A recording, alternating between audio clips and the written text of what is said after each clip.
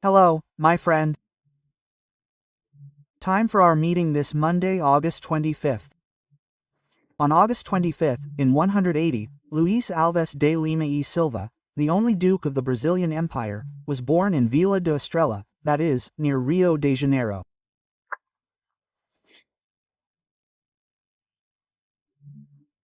Today, he is the Duke of Caxias. He is a Duke by merit. Duke, as you know, is the last rank, right? The highest degree of nobility. Duke of Wellington. When we talk about dukes in England, it's the Duke of Wellington who defeated Napoleon. Here, it's the Duke of Caxias who really led, going to the front when he saw the soldiers were hesitant in crossing the Itaoro River. And from there, he set out on the offensive, reached Asunción, and went to the front at the age of 65, sword in hand.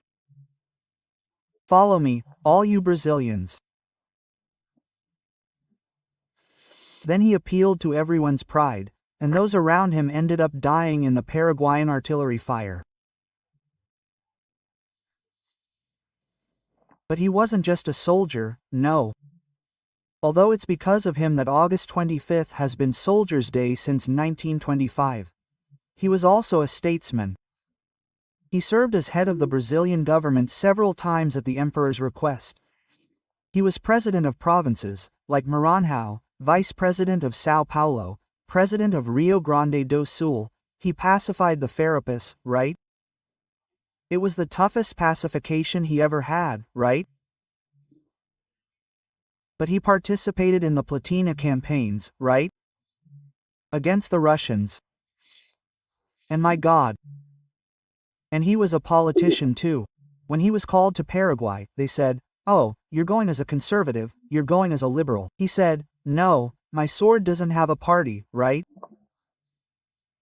As a statesman, he had a party, but not his sword. Duke of Caxias Luís Alves de Lima e Silva died at 77 years old. He was already head of government. He asked to leave, just like in Paraguay. When he realized his mind was made up, he asked to return because he was sick.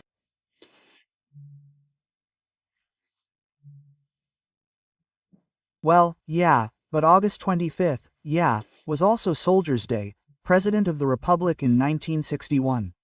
He had been elected with my vote on October 3rd of the previous year, 1960. He took office, and lasted 7 months.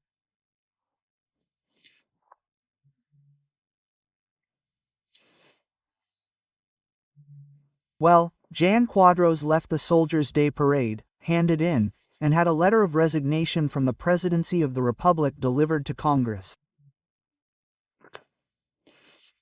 Well, to this day, people want an explanation. I got an explanation from him at his house in Guarujá, in a very hot January. He was no longer president, it had been years. We had already had a few glasses of wine, it was just him and me. And I asked, "President, what mistakes do you think you made? That if you hadn't made them, you wouldn't have resigned?" Quote. Then he replied, "Yes, I tried to irritate the United States by memorizing Che Guevara. I turned my back on Congress, thinking I could govern only with my voters. I had no relations with the owners of the big newspapers. When I realized I was alone, there was no way out but to resign." That's what he told me. Well, today is the 200th anniversary of the independence of the Oriental Republic of Uruguay. Orientals, La Patria Tumba. That's how the Uruguay anthem begins. I'm ready to go to the embassy to pay my respects to the country where my father was born. Remember to register and at the end to leave a like or dislike.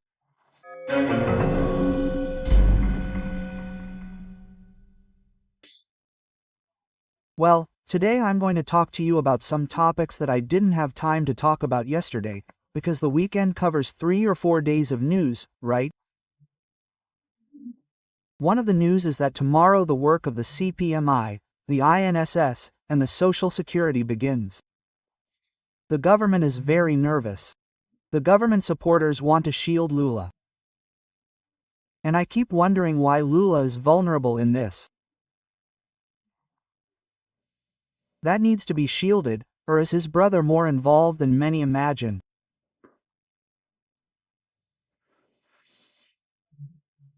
Anyway, it was a gigantic, cruel robbery, taking from elderly people